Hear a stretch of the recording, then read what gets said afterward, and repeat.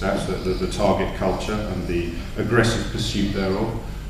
Well, I would agree actually with what Brendan said. He made a fair point, and yes, there was too much structural change when we were in government. Targets are a different matter, I might say, because targets, they've got a bad name. We're about people. You know, what can everybody expect when they get to the door of the NHS? 18 weeks for an operation, 4 weeks in 4 hours in A&E.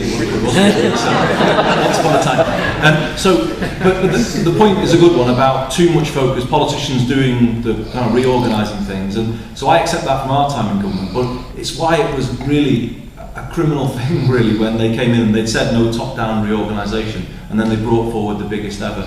And the problem with this reorganisation, there's many problems, but the timing could not have been worse. Just at the moment when the NHS had to focus on the finances and nothing else, what did they do? They turned it upside down. So everyone's been worrying about their jobs, everyone's been absorbed in back office matters, when they should have been focused on the things that you were talking about, patient care, maintaining standards in difficult financial times. And the great tragedy is Lansley could have just taken our PCTs, slimmed them down a bit and put doctors in charge, and he pretty much would have had his reforms. And that's why I'll work with whatever organisations I inherit. I'll work with the CCGs and the health and wellbeing boards. I don't need new organisations. I'll give them a new job to do, working in a collaborative system, not a competitive system. But he didn't need to do it, and yet this one-man vanity project has thrown the million people who work in the NHS into utter turmoil, and it is disgraceful, actually.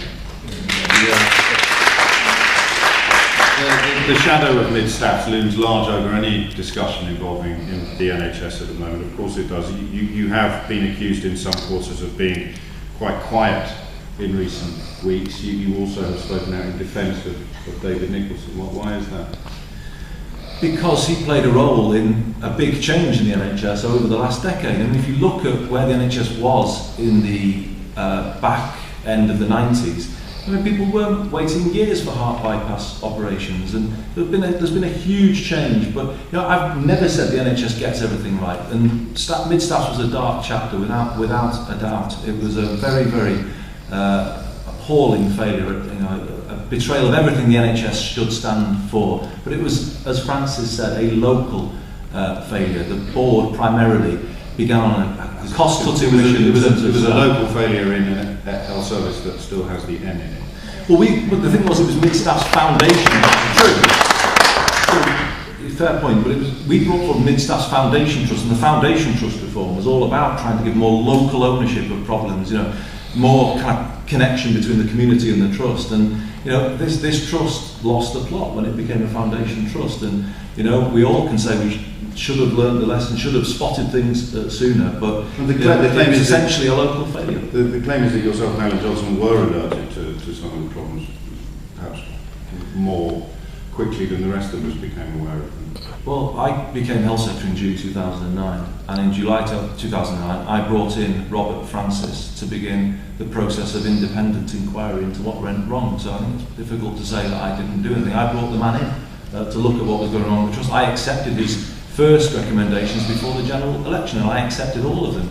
Now we're here, the government's going to respond to the second Francis report tomorrow, and I just hope they do the same. They should accept his recommendations, and they should build the culture change that the gentleman was talking about. Anne McElroy, what's the difference between structural change and cultural change?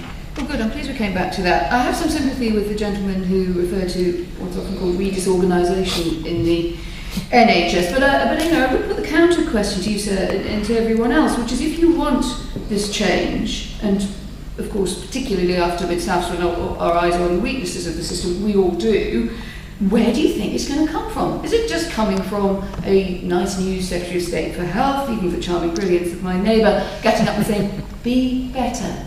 We don't think so, because we know that in our own lives it doesn't work like that. In our own workplaces it doesn't work like that. So if you want cultural change, you can use some structural change to make sure that you've actually got the institutions that you need working as well as you can. I do agree, actually, with some things that Andy said, that structural change is not the be-all and end-all, although I think one should always remain self-critical about the structures that we have and be much more open to comparing them.